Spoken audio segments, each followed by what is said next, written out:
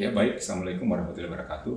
Berjumpa lagi pada mata kuliah solfeggio, di mana sesi ini saya akan memberikan pengantar tentang ritme sebagai salah satu materi yang ada dalam mata kuliah solfeggio. Jadi ritme ya sebagai salah satu unsur atau unsur paling mendasar pada musik itu adalah variasi horizontal dan akses dari suatu suara yang bersifat teratur. Jadi ritme atau irama pada dasarnya terbentuk dari suara maupun suara itu baik yang berbunyi maupun yang diam. Suara bunyi dan diam tersebut kemudian digabungkan sehingga membentuk suatu pola suara yang berulang untuk terciptanya sebuah ritme. Nah, ritme umumnya memiliki tempo yang sangat teratur, namun itu juga tergantung dari jenisnya. Nah, beberapa ketukan yang terdapat pada ritme biasanya ada yang kuat, ada yang lama, ada yang pendek dan lebih pelan dari yang lainnya. Nah, dalam bidang musik, ritme diciptakan oleh komposer secara berbeda-beda sehingga menghasilkan sebuah musik yang lebih bagus dan tentunya lebih variatif.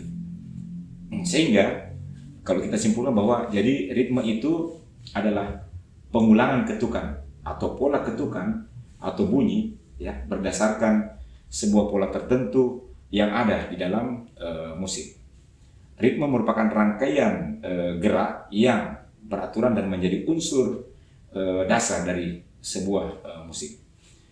Ritme pada dasarnya terbentuk dari pengulangan-pengulangan satu bunyi, di mana panjang pendek kata dalam suatu lagu dan pergantian tekanan kata-kata dalam suatu syair yang ada pada sebuah lagu. Jadi secara sederhana ritme diartikan sebagai penentu ketukan di dalam musik.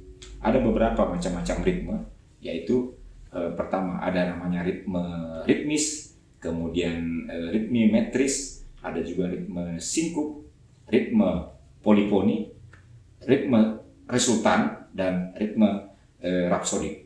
Apa itu ritme ritmis? Yaitu tekanan yang tidak terikat pada ketukan. Nah, contohnya misalnya permainan suling yang ada beberapa gending jawanya misalnya. Kemudian apa itu pola metris atau ritme metris? Yaitu adalah tekanan on beat. Nah, ritme sinkup sendiri yaitu tekanan upbeat. Misalnya tekanan-tekanan yang berada pada bukan pada aksen jatuhnya sebuah ketukan, tapi berada pada aksen ke atas atau bukan pada akses yang kuat pada sebuah ketukan. Kemudian ada namanya ritme polifoni. Apa itu? Yaitu penggabungan dari berbagai macam ritme. Nah, selanjutnya adalah ritme rapsodik. Ritme rapsodik adalah sebuah ritme yang bebas namun tersusun rapi. Nah, kembali kita masuk pada bagaimana materi solfeggio ini terkait ritme dalam pembelajarannya. Tentunya di sini sebelumnya saya telah memberikan penjelasan bahwa yang ingin dicapai ya jadi CPMK dari ritme tersebut, mahasiswa memiliki kemampuan mendengarkan bunyi. Nah, mendengarkan bunyi ini tentunya kita dasari dengan bahan kajian berbagai sumber bunyi ritmis ya. Jadi materi dalam sumber bunyi ritmis itu kita bagi menjadi dalam 3 bagian pada materi ini, yaitu pertama adalah pola ritmis dasar, selanjutnya adalah pola ritme dengan beberapa nilai not, dan pola ritme yang tidak umum. Nah, tentunya hal ini memiliki indikator, di mana indikator yang pertama adalah bagaimana menangkap ritme dasar dengan cepat. Nah, di sini tentunya ritme dasar itu merupakan materi yang paling awal. Jadi kita memberikan kepada mahasiswa bentuk-bentuk pola-pola ritme yang sangat sederhana, yang sangat mendasar. Nah, dan itu harus dikuasai oleh mahasiswa.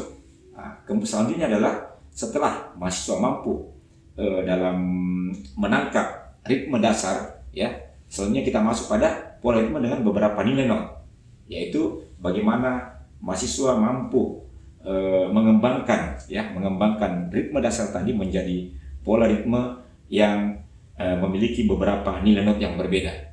Selanjutnya, jika itu telah tercapai, maka tahap ketiga adalah dalam materi ritme adalah bagaimana mahasiswa dapat melakukan pola ritme yang tidak umum.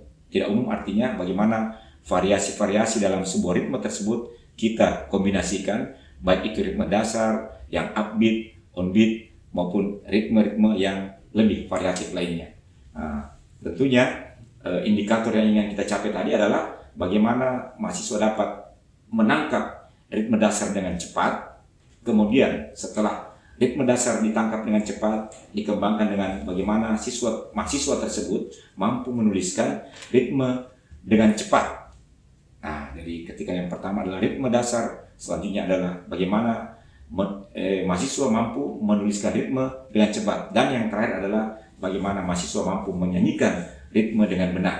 Nah, dengan berhasilnya semua pola-pola atau materi daripada ritme ini, tentunya itu akan memberikan penguatan khusus pada mahasiswa, karena kita tahu bahwa ritme adalah unsur terkecil dan yang paling mendasar dalam sebuah musik apapun itu pasti memiliki ritme, sehingga inilah yang menjadi dasar poin paling penting mahasiswa di dalam bagaimana mengembangkan musikalitasnya. Sekian, terima kasih. Wassalamualaikum warahmatullahi wabarakatuh.